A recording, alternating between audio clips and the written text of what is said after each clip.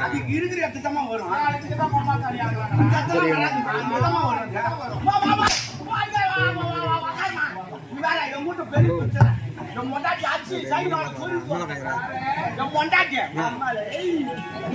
என்ன சைடு கால சொல்லிவிட்டேன் நான் கேட்கிறேன் ஒரு பொண்டாட்டி அடிக்கிறவன்